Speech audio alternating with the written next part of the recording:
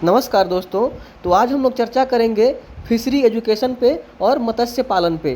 कहने का मतलब है आखिर वो कौन सी चीज़ें थी जिसकी वजह से फिशरी एजुकेशन को या हम कहें कि मत्स्य पालन को इतना महत्व दिया जाने लगा, या वो कौन सी चीज़ें थी जिसने इस मत्स्य पालन को या कहें कि फिशरी डिपार्टमेंट को, फिशरी एजुकेशन को पूरी तरह से बदल कर रख दिया। तो चलिए हम आगे बढ़ते हैं और देखते हैं। तो सबसे पहले हम देखेंगे कि भारत में इसकी हिस्टोरिकल बैकग्राउंड क्या रही है। मतलब मत्स्य पालन का या कहें कि मछली पालन का शुरुआत कब से होता है और कब से भारत में इससे जुड़ी शिक्षाओं पे जोर दिया गया। तो इसकी शुरुआत तब होती है जब 1875 में, दैट इज़ 1875 में इंडियन मरीन सर्वे स्टेशन की शुरुआत होती है।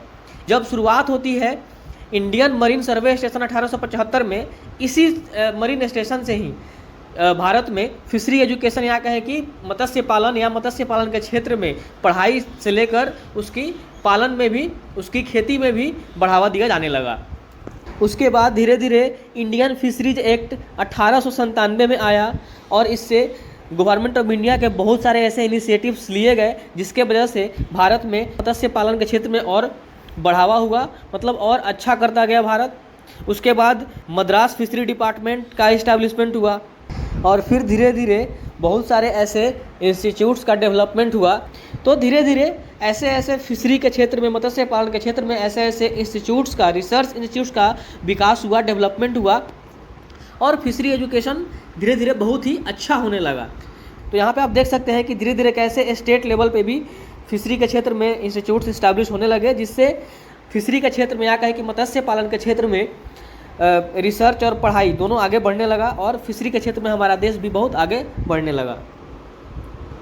अब चलिए हम देखते हैं कि आखिर वो कौन सी चीज़ें थी जिसने मत्स्य पालन क्षेत्र को या कहें कि फिशरी के क्षेत्र को या कहें कि मछली पालन के क्षेत्र को पूरी तरह बदल कर रख दिया और उसको बहुत ज़्यादा इम्पोर्टेंस दिया जाने लगा या कहें कि बहुत ज़्यादा महत्व दिया जाने लगा। तो ये बेसिकली इसका कारण था कि इसका significant contribution towards national economy. कहने का मतलब है फिशरीज का कंट्रीब्यूशन हमारे नेशनल इकॉनमी, मतलब हमारे आर्थिक अर्थव्यवस्था, हमारे देश की अर्थव्यवस्था में इसका योगदान बहुत ही अच्छा होने लगा। भोजन के क्षेत्र में, न्यूट्रिशनल सिक्योरिटी के क्षेत्र में, लाइवलीहुड कहने का मतलब है जीवन यापन के क्षेत्र में बहुत लोगों का जीवन यापन का स्रोत ये बन गया। और उसके बाद एम्प्लॉयमेंट जनरेशन, मतलब रोजगार का उत्पादन। तो ये सारे कुछ रीजन है, कारण है जिसके वजह से इस मत्स्य पालन के क्षेत्र को इतना महत्व दिया जाने लगा और इसने पूरी तरह से फिशरी के क्षेत्र को बदल कर रख दिया।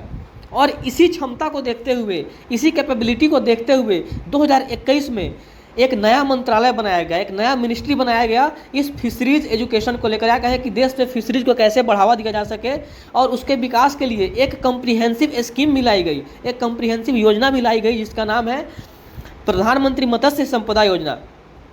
इस योजना की शुरुआत की गई और इस योजना की शुरुआत करना बेसिकली हमारे देश में नीली क्रांति लाने के लिए की गई थी। और उसके बाद धीरे धीरे ऐसे बहुत से टेक्निकल एडवांसमेंट हुआ या कहें कि तकनीकी विकास हुआ और गवर्नमेंट की अलग अलग पॉलिसीज आई, गवर्नमेंट की अलग अलग नीतियाँ आई और गवर्नमेंट के द्वारा अलग अलग इनिशिएटिव्स लिए गए, जिसके कारण समुद्री उत्पादों का एक लीडिंग प्रोड्यूसर बनकर रहा है और साथ ही में समुद्री उत्पादों का एक लीडिंग एक्सपोर्टर भी, मतलब निर्यातक भी बनकर रहा है। तो आज के लिए बस इतना ही। धन्यवाद।